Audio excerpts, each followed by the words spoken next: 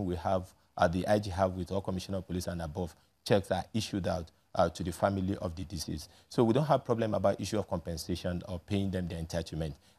Their morale is very high, and that's why even in the recent time, there's an attack in Maiduguri. The Boko Haram are trying to overrun the military location there. It is the mobile police that are in the nearby IDP camp that came into the assistance and in the process repelled the Boko Haram attack. And the airplane of the Air Force strike around the area, and 8 of our personnel were wounded, though they are responding to treatment in the hospital. That will tell you that we are in high spirit and we are doing the best to ensure to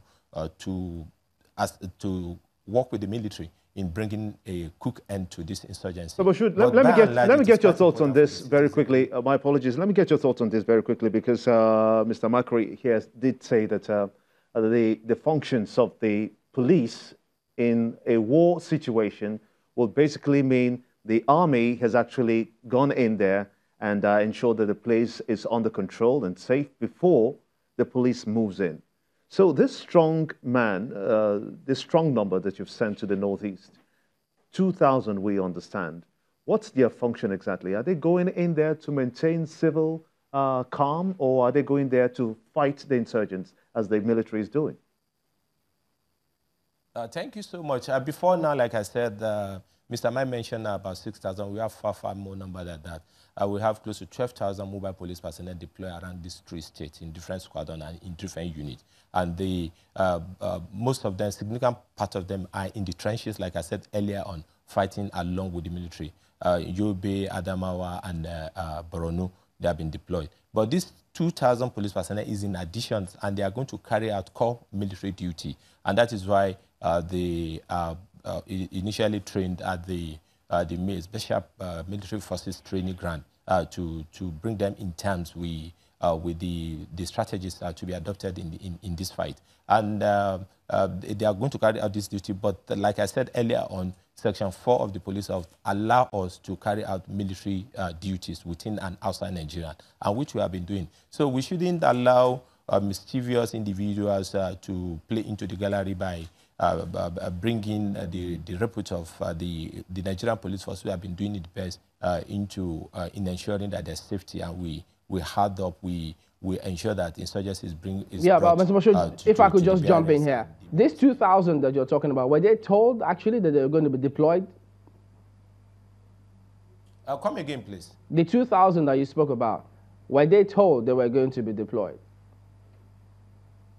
Definitely, when you are deploying an officer, you brief the officers before the commencement of the operation. They were told, and they were moved from their bases and moving to Maiduguri. So 2,000 of them reported, and they were on ground. So there's no any basis where anybody's going to abscond. They will have absconded from there because they were brought from across the country. And mind you, the Nigerian Mobile Police Force is the strike force of the force. They have been doing well. Even the issue of insurgency in the past, as we have 1 or 2 instances, like we have the Metasini riot in Kano, that very near to what we can term to be modern insurgency, was crushed by the mobile police force.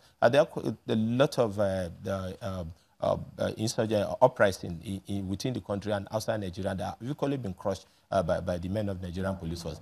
All right, okay, just a minute. For this particular list, which you say, pardon me, when you say that this police wireless message is fake, what has the police done ever since? Did he just dismiss it, or is the police going to investigate to find out how did this document even make the rounds? If it's, I mean, how did it become fake, and who's circulating it?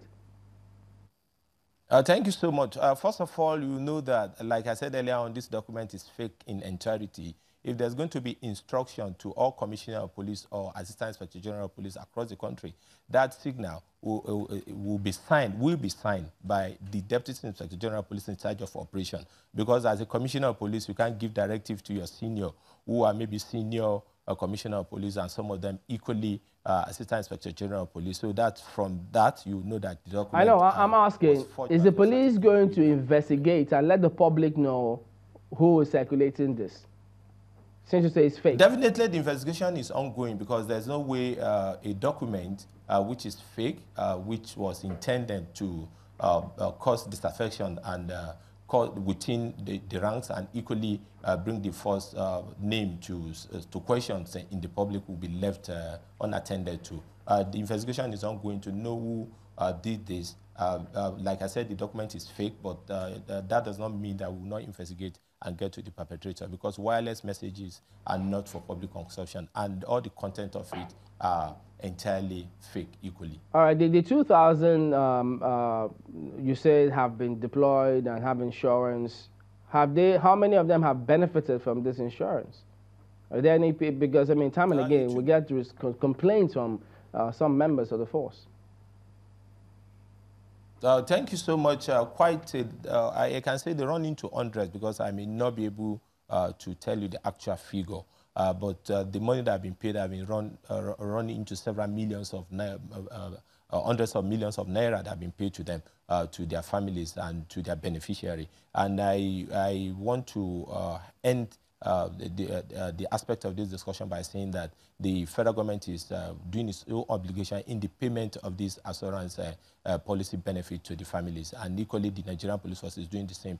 The Inspector General of Police, with the one that he has fashioned out and that is working, equally paying. Not only paying those who have died, including those who have sustained lifetime injuries and those who have been incapacitated by engaging in the fight against insurgencies. All these have been paid and on time.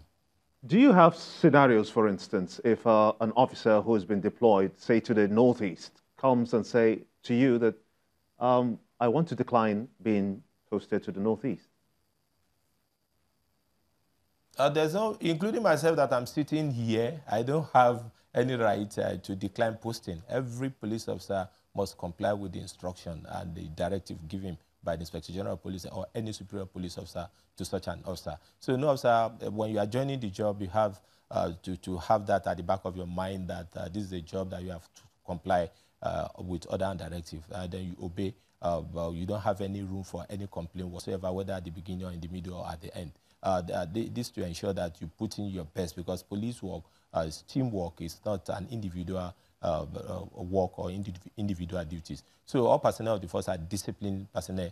That does not mean if we have one or two risk-assistant personnel or probably personnel that engage in discreditable conduct, we don't deal with such a personnel appropriately. We deal with any police officer, and that is why any police officer that run contrary to discipline or contrary to the law. And that is why you see police officers have been dismissed and equally been prosecuted for being found wanting in or for laxity or for an action or inaction in any area of their responsibilities.